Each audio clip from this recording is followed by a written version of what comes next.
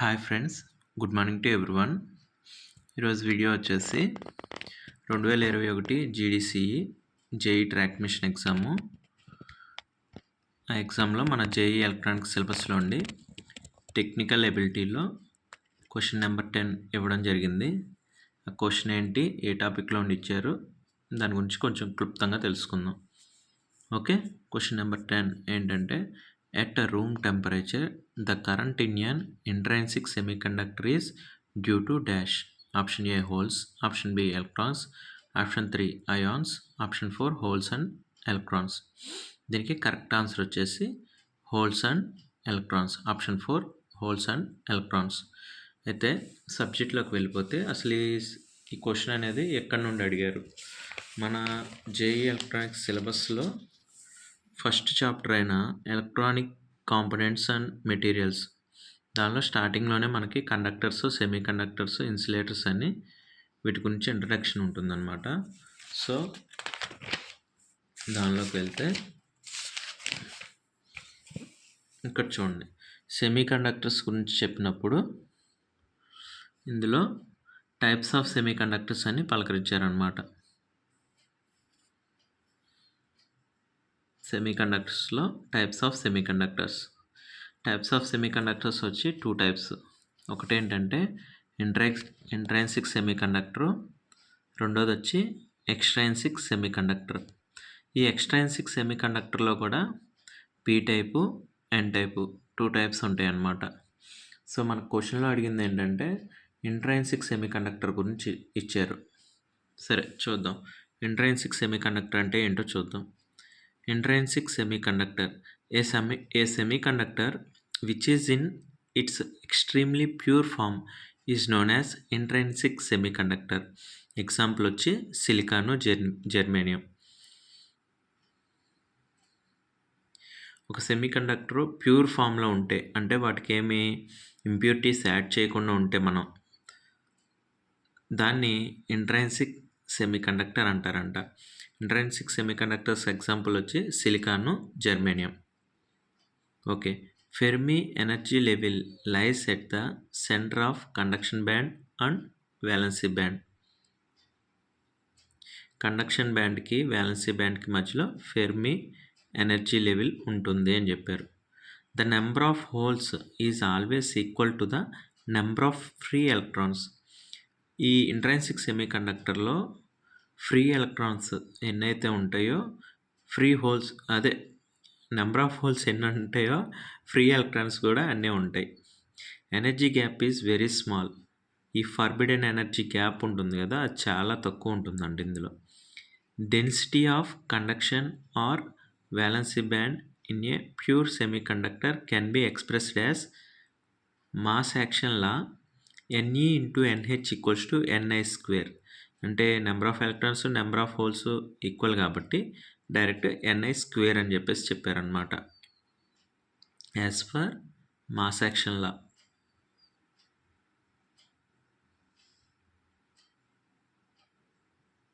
Okay, next, poor conductivity because less number of charge carriers at room temperature.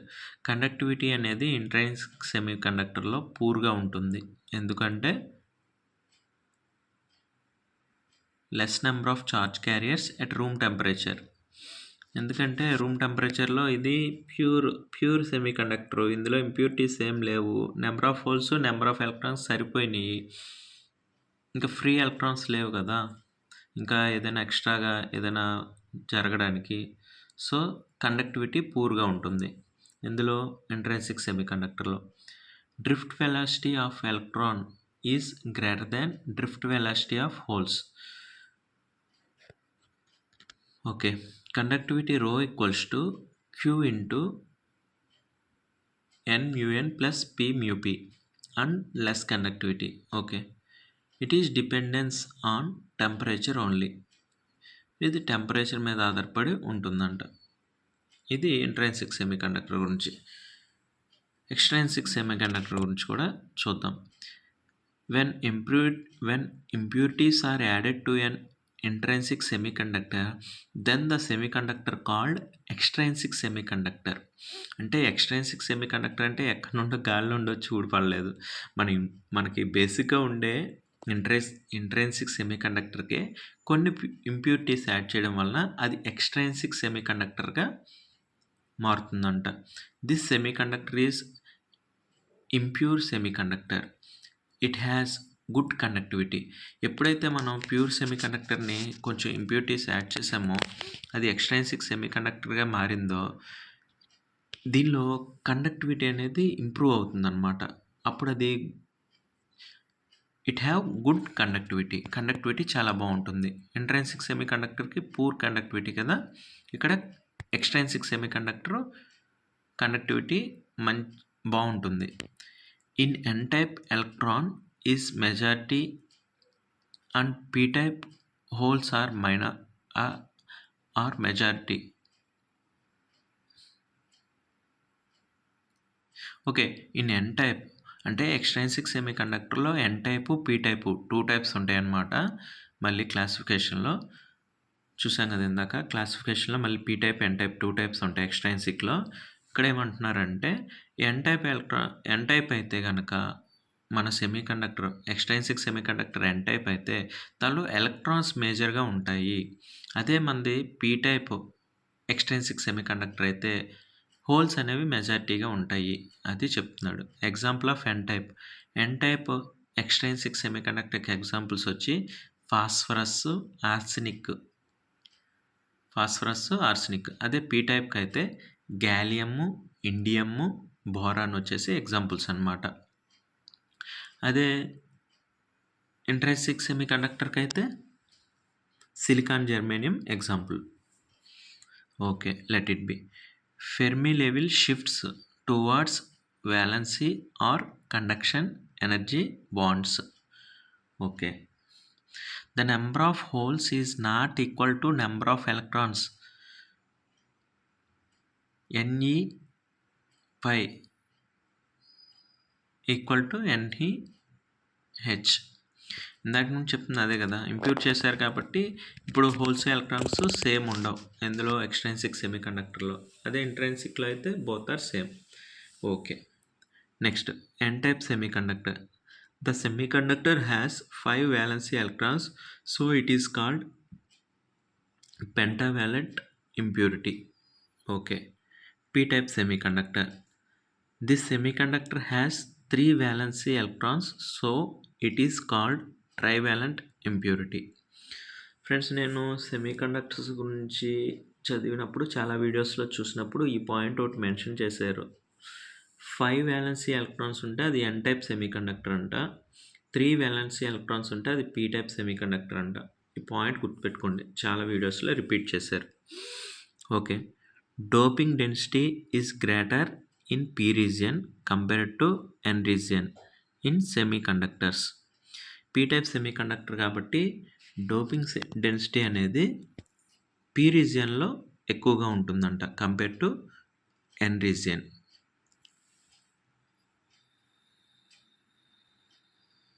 ఇక్కడ చిన్న point ఇచ్చారు mobility గురించి. Okay, leave it, చాలు, it's enough, ఇంతవరకు సరిపోద్ది. ఆల్రెడీ 8 minutes వచ్చింది ఆ వీడియో. ఇది ఓవరాల్గా మనకి టైప్స్ ఆఫ్ సెమీకండక్టర్స్ గురించి డిఫరెన్షియేట్ చేసి సెమీకండక్టర్ ఇంట్రైన్సిక్, ఎక్స్ట్రైన్సిక్లో p టైపు, n టైప్ అని ఇట్లా క్లాసిఫికేషన్ ఇచ్చారు. మనకి ఇక్కడ ఇచ్చిన క్వశ్చన్ ఏంటి, at room temperature the current in an intrinsic semiconductor is due to ఏముంటుంది, బోత్ హోల్స్ అండ్ ఎలక్ట్రాన్సే ఉంటుంది. అవి ఈక్వల్గా కూడా ఉంటాయి, వాటి ద్వారానే కరెంట్ అనేది ప్రొడ్యూస్ అవుద్ది. ఎక్స్ట్రైన్సిక్లో అయితే ఇంప్యూరిటీస్ యాడ్ చేస్తాం కాబట్టి ఇంకా గుడ్ కండక్టివిటీ ఉంటుంది, దీనికి కండక్టివిటీ అనేది పూర్గా ఉంటుంది. ఓకే, వీడియో స్టార్టింగ్ నుండి నాకు అనిపించింది ఏంటంటే సెమీకండక్టర్స్లోకి డైరెక్ట్గా వెళ్ళిపోయాము. ఇవి రివిజన్ క్లాసెస్, ఎగ్జామ్లో అడిగిన క్వశ్చన్స్ గురించి డెప్త్గా తెలుసుకుంటున్నాం కదా, డైరెక్ట్ సెమీకండక్టర్స్కి వచ్చేసేమో అని చిన్న ఫీలింగ్. సో అందుకని బ్రీఫ్గా ఒక 2-3 2-3 మాటల్లో చెప్పేస్తాను అనమాట, క్విక్గా కవర్ చేస్తాను. స్టార్టింగ్ ఏం లేదు. ఎలక్ట్రానిక్ కాంపోనెంట్స్ అండ్ మెటీరియల్స్ మన చాప్టర్ 1 ఉంది కదా, దీన్ని స్టార్ట్ చేసినప్పుడు basics of semiconductor physics and PN junction డయోడ్తో స్టార్ట్ చేశాడు. సో ఇక్కడ కొన్ని ఇన్ఫర్మేషన్ అయితే ఇవ్వడం జరిగింది. ప్రతి యాటమ్ అనేది 3 స్టేట్స్లో ఉంటుంది. సాలిడ్, లిక్విడ్, గ్యాస్ స్టేజెస్లో ఉంటుంది. సో బేసిక్స్ కవర్ చేసుకుంటూ వచ్చారనమాట ఇక్కడంతా. అది చెప్పుకుంటూ వస్తూ ఒక స్టేజ్కి వచ్చిన తర్వాత ఎనర్జీ బ్యాండ్స్ గురించి చెప్పారు. Valency band, conduction band, forbidden energy gap. Valency బ్యాండ్కి కండక్షన్ బ్యాండ్కి మధ్యలో ఉండేదే forbidden energy gap. Conductor, semiconductor and insulator, ఇది కండక్టర్కి సంబంధించి. అలాగే సెమీ కండక్టర్ గురించి చెప్పారు, ఇన్సులేటర్ గురించి కూడా చెప్పారు.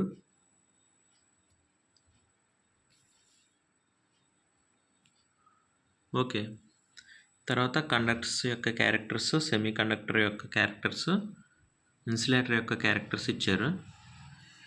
ఓకే, లెట్ ఇట్ బి, అవసరం లేదు మనకి. ఈ క్వశ్చన్కి సంబంధించి ఇప్పుడు దాకా మనం చేసిన వీడియో చాలు, టైప్స్ ఆఫ్ సెమీ కండక్టర్స్ నుండి ఇక్కడ వరకు.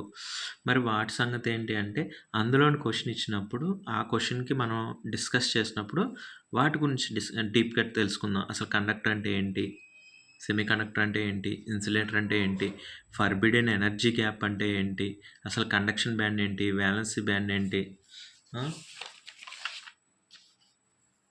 ఎలక్ట్రాన్స్ ఏంటి, ప్రోటాన్స్ ఏంటి, న్యూట్రాన్స్ ఏంటి, ఇవేంటివి ఎలిమెంట్స్, అసలు ఎలిమెంట్స్ ఏమేమి ఉన్నాయి, ఇవన్నీ వాటికి రిలేటెడ్ టాపిక్ వచ్చినప్పుడు చేద్దాము. లేదంటే ఫ్యూచర్లో సైన్స్ ల్యాబొరేటరీ అనేది ఒకటి స్టార్ట్ చేయాలనుకున్నాం, బేసిక్ సైన్స్ అని. ఆ ఛానల్లో దాని రిలేటెడ్ వీడియోస్ వచ్చినప్పుడు డెప్త్గా తెలుసుకుందాం. ఓకే,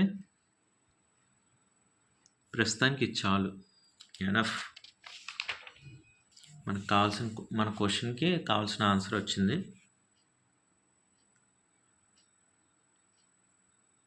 నా ఎక్స్ప్లెనేషన్ మీకు అర్థమైందని చెప్పి ఆశిస్తున్నాను. నెక్స్ట్ మరొక క్వశ్చన్తో ఫ్యూచర్లో మళ్ళీ ఇంకో వీడియో చేస్తాను. Always be happy. Bye friends.